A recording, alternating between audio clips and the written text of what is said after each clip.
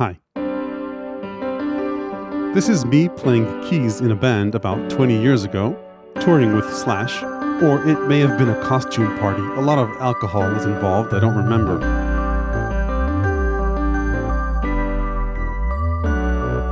My setup was minimal: a MIDI controller, a Roland JV1010, and a Fred Flintstone costume. Almost needless to say, I found all three very inconvenient.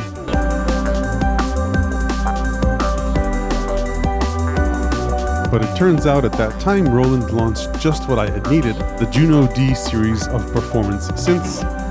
Fast forward to 2024 and Roland is launching the fourth in this line, the JUNO-D, updated with their ZEN Core engine, a high-res screen that opens up onboard editing, sequencing, and more. In this video I'll take an in-depth look at what it can do and pros and cons compared to alternatives. Before I start, a quick disclosure: Roland sent me JUNO-D. It cost me in fees and taxes, but still much less than retail. They have no say over the content of this video and don't get to see it before it's published. Okay, let's start with an overview. JUNO-D is designed as a portable, low-cost performance instrument with a very broad range of sounds. It taps into the same ZEN Core engine that's in their other current generation of instruments, including Roland's more expensive FANTOM line, as well as with their Synology Pro software synth. This means you have access to over 3,500 sounds and presets in multiple different categories and subcategories, with different presets in each of those.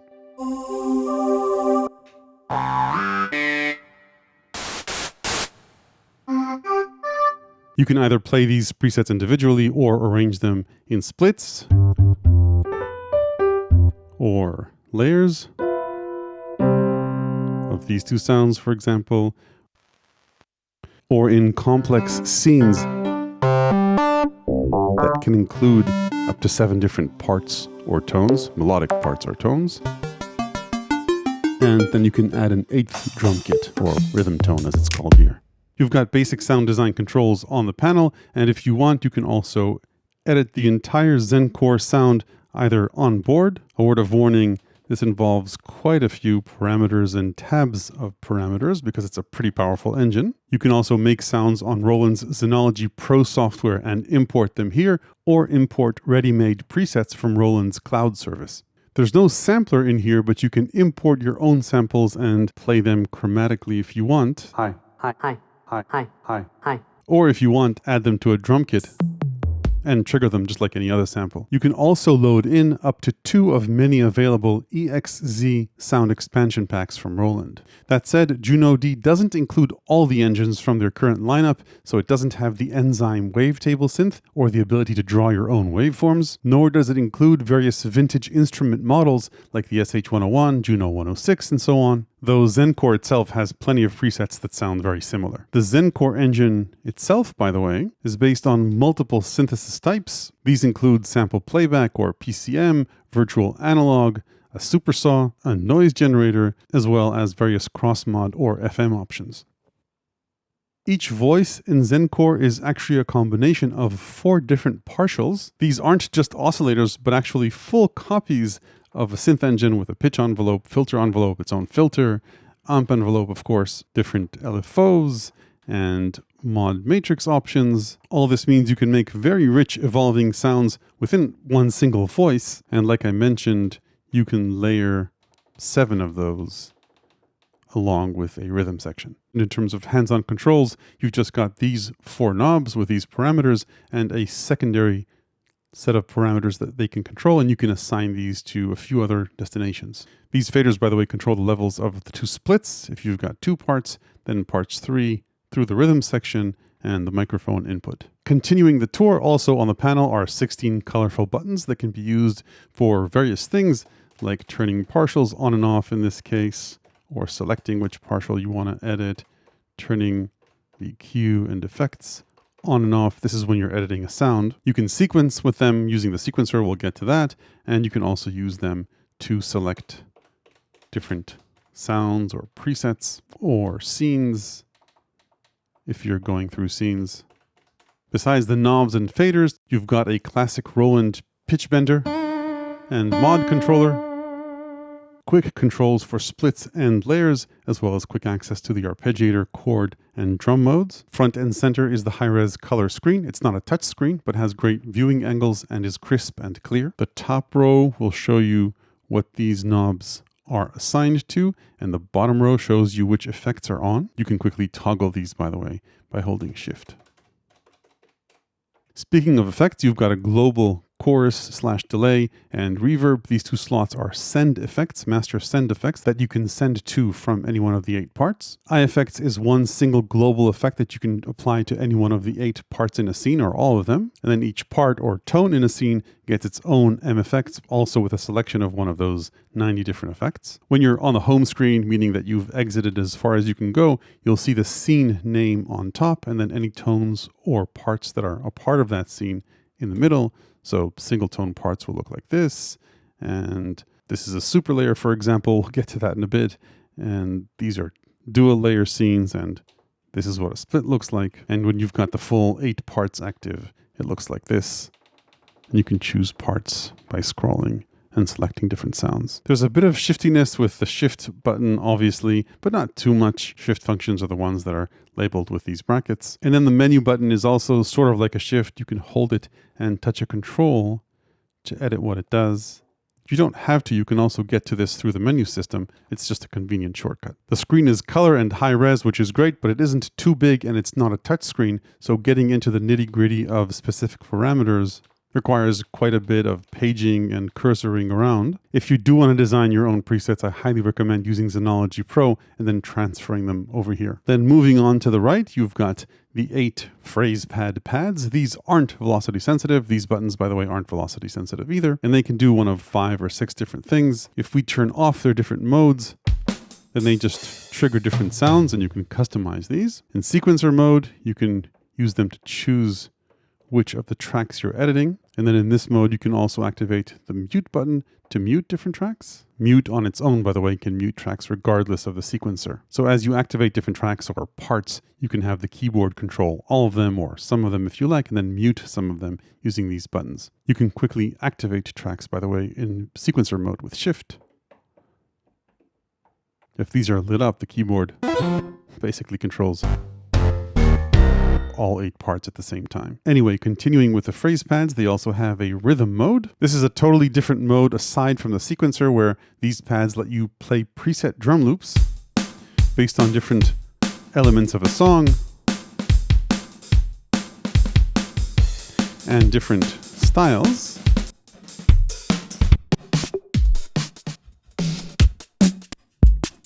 Of which there are quite a few.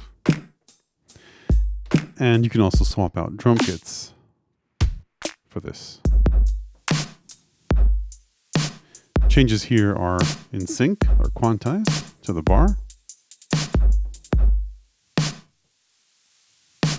And then final mode for the phrase pads is audio mode. This lets you stream one of 8 different samples from a USB drive plugged in the back. I don't have one plugged in there now, but if I did, then pressing one of these would stream audio from it. And you can also decide to loop a certain portion of the sample if you like. In terms of overall build, the enclosure is plastic, but feels very solid. JUNO-D comes in 3 bottles, 88 key with weighted piano keys, 76 keys, and this 61 key version with synth action keys. This one weighs under 6 kilos or 13 pounds, so it's pretty lightweight. The keybed feels light, but not in a cheap way.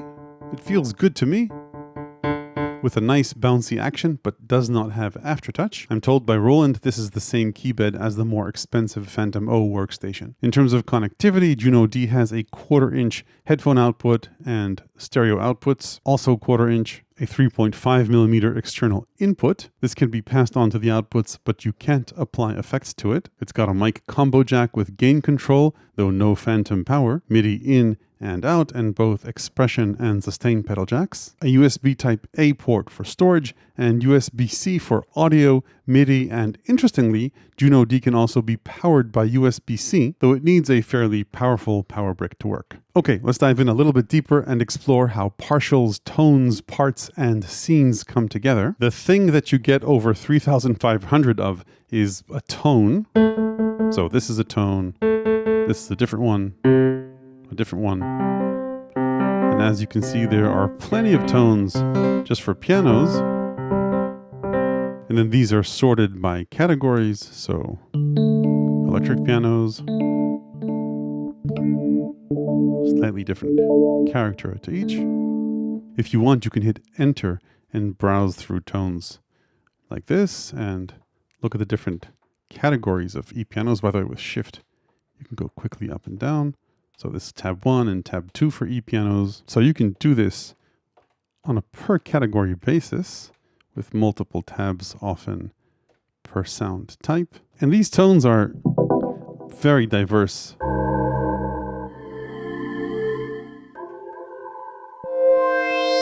If you want to zoom all the way up, by the way, and not go by category, just hit enter. And then you can view things by Roland banks.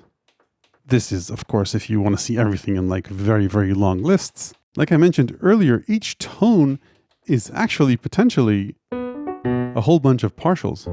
Even this one, for example. So if we go into tone edit and take a look at this tone's partials, you can see, if we go to partials, here we go. You can see that this tone is made up of 4 different partials, and you can see that it uses different samples for each of those partials.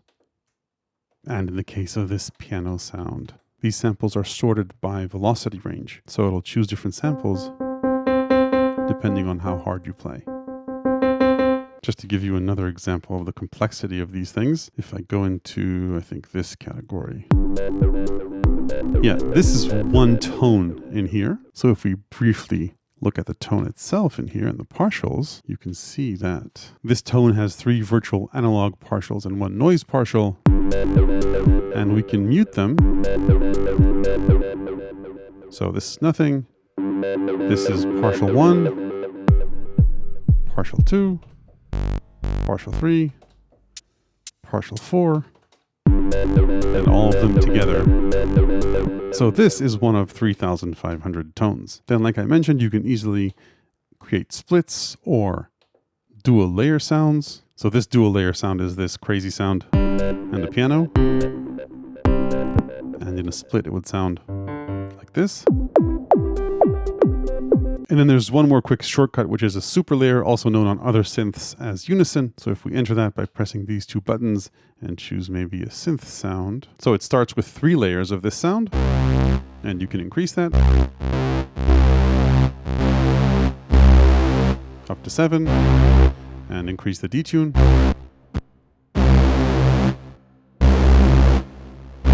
30 is as far as it'll go.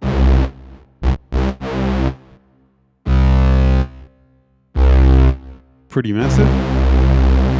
And then if you disable all of these, then you'll see all 8 tracks or parts in a scene. Parts, by the way, are JUNO-D term for the thing that holds a tone in it. And it's called a part as opposed to a tone because it also stores various controls for how that tone plays within the scene. So for example, here I chose a scene with a bunch of different tones and parts.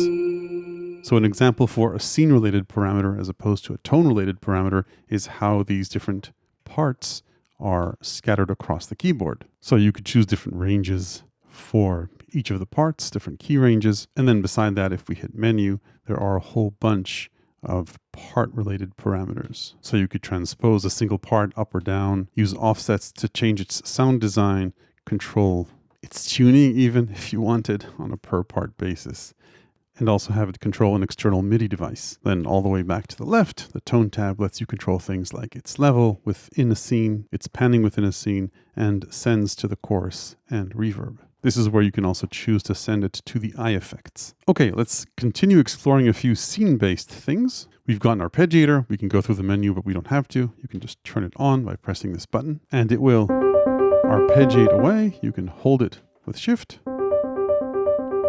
and edit the arpeggiator parameters by holding menu and arp. And there are a few different options here. You've got the usual suspect directions, but then things get way more interesting if you, say, pick one and go ahead and change styles, of which there are over 100, which can range from anything from simple different arpeggiated patterns to a combination of notes and chords.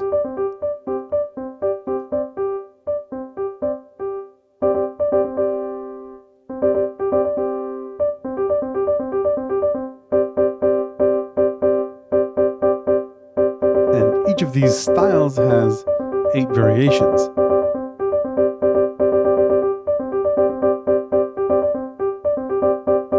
Moving on, JUNO-D has an excellent chord mode. Let's just exit this menu. When you're in chord mode, each key in an octave plays a different chord. And these are transposed as you play up and down the keyboard.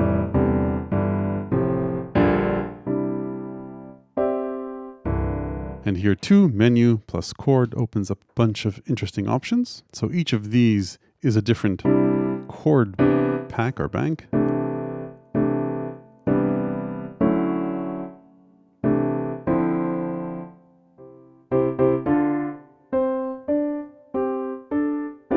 The scale set option is a bit odd. So 16 or 17 of these banks. And then you can also strum the chords in various directions. And then as long as we're here, the drums button simply activates the current drum kit.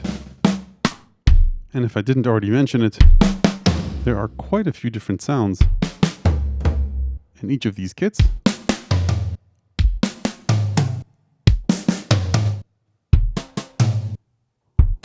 Not every sound is different across the different kits,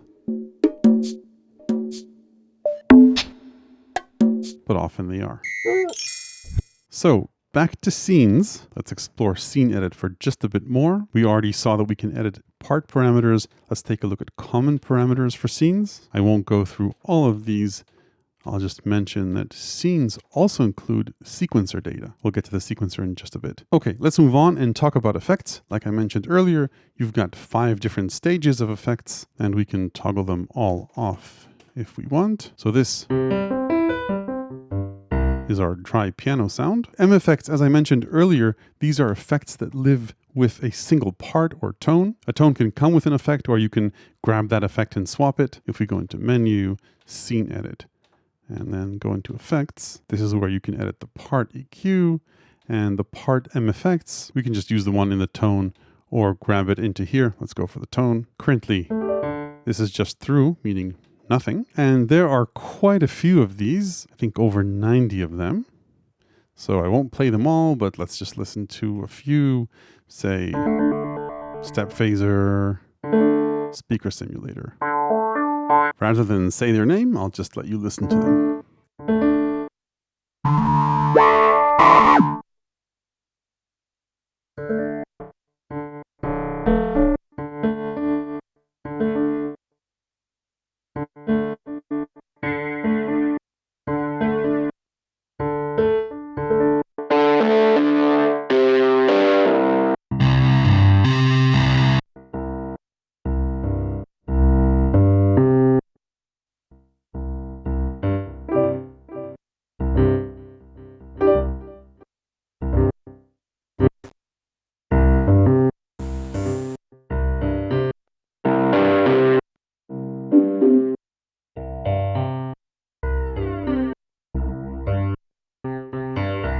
And these are just the effects by name. When you choose one of these, let's say, for example, distortion into chorus, then each of these effects has its own set of individual parameters. For example, drive.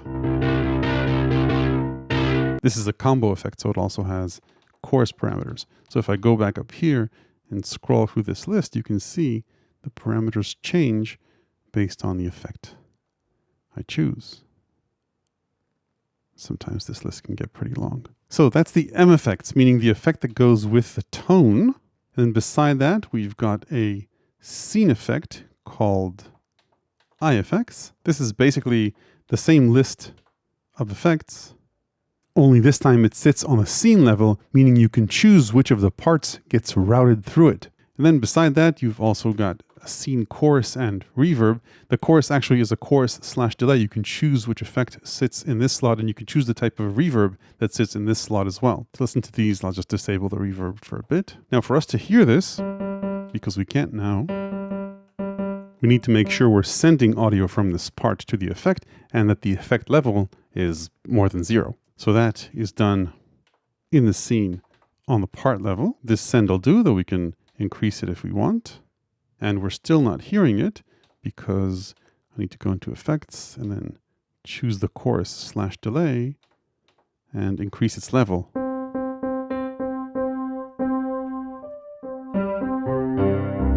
So that's the chorus, and it's called the chorus/delay because you can also have it act as a delay using one of several types of delays. So that is the chorus/delay, and there are quite a few options here, as you can see. Let's turn it off so we can listen to the reverbs, and then tab to the reverb tab. So there are a few reverb types here as well. Here too, we've got control of level, time, filtering, and a whole bunch of other parameters. Okay, let's move on and talk about sequencing. You can record notes and automation either live into the pattern or step sequence them. There's no support for micro timing, so everything is quantized, but you do have flams and ratchets. You select the track you want to sequence using these buttons or going up and down. If you have a sequence recorded, you can press play. If not, you can hit record. And before you live record, you can change a few settings, say the sequence length. Let's keep it 16 and simple for now. You can also set a relative speed or scale for each of the 8 different tracks. And then when you're ready, just play into the pattern. And you can see my timing was off here. I could always erase either the current track or everything and try again.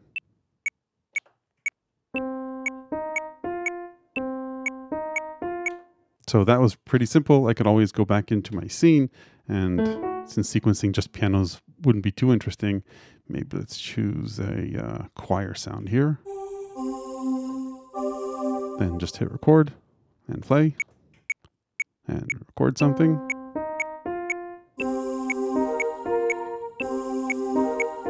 And we can of course play drums into the pattern as well. And it's pretty clear that this pattern needs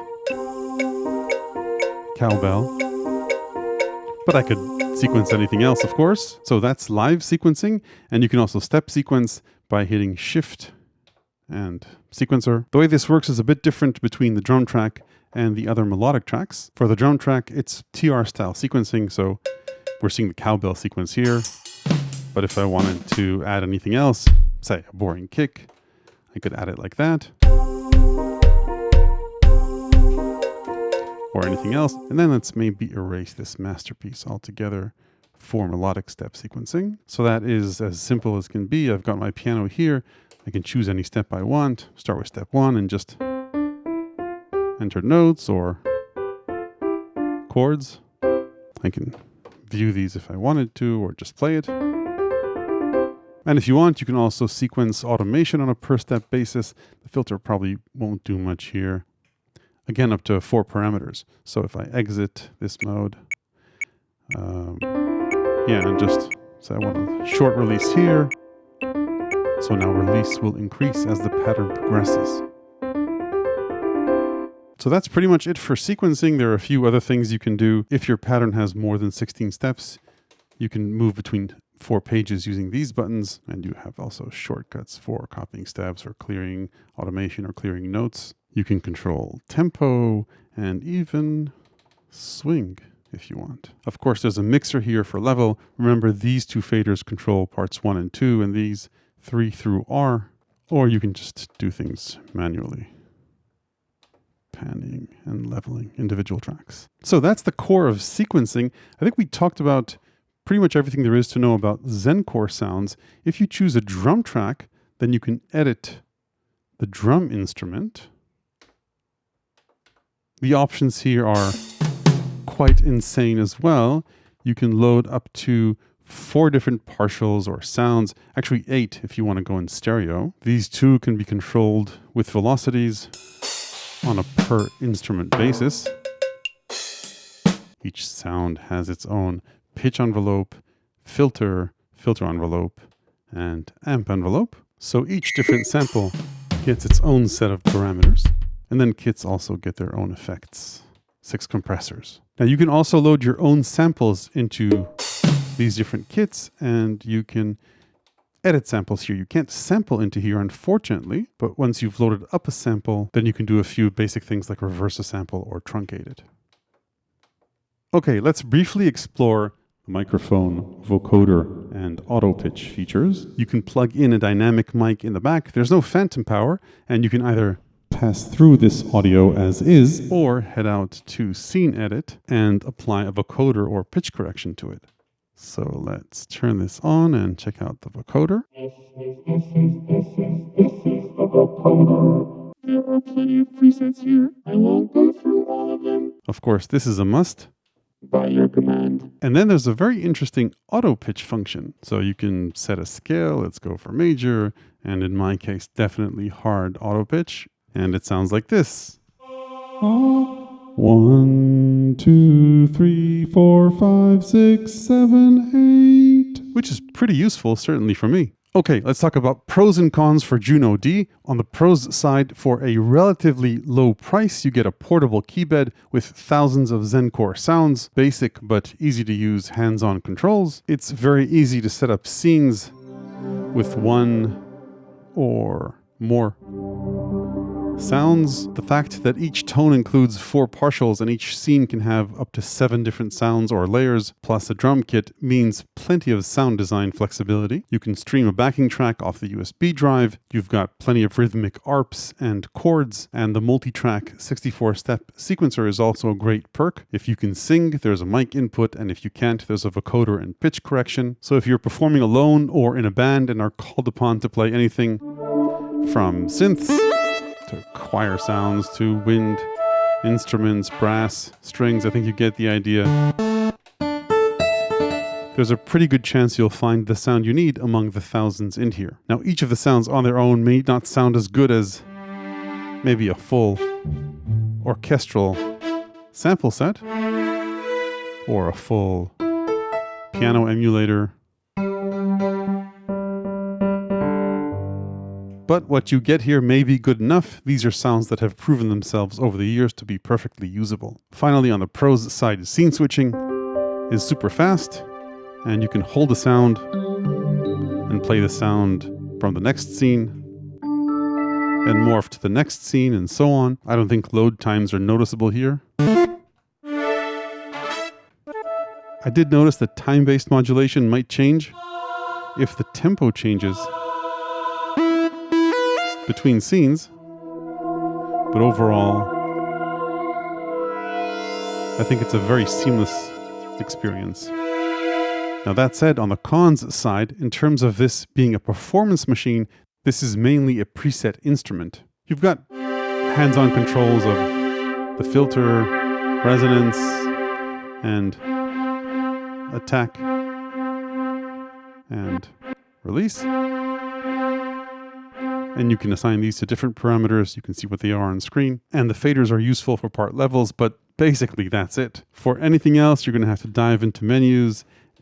Not something you'd want to do in the middle of a show. So if your performance situation is one where you put together a set list and just go through presets as your show progresses, then limited controls might not be an issue. But if you're looking for an adventure in interactive sound design, either be prepared to use Synology Pro on a computer and transfer your presets here, or choose a different instrument unless you can handle going through menus like these. Then other cons are that the sequencer patterns are quantized and are only up to 64 steps long, and you can't chain a succession of scenes into a song. The only place that does work is the rhythm section.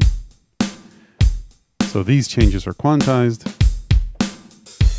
That's just for drums. You can't run this and the sequencer in parallel. And then the rhythms, arp patterns, and chord sets, while there are a lot of them, aren't customizable. You can't create your own. Also, there's no librarian software for this or wireless transfer of samples or presets, so you'll need to do things manually using a USB drive. So that's it for JUNO-D, a relatively low-cost, excellent, entry-level, simple, grab-and-go performance keyboard with plenty of sounds. And if you'd ever like to know what to do with all these filter envelopes, pitch envelopes, oscillators, LFOs, and other modulation options, then you might want to check out my ever-expanding book of electronic music ideas, tips, and tricks, available to the people who support this channel on Patreon.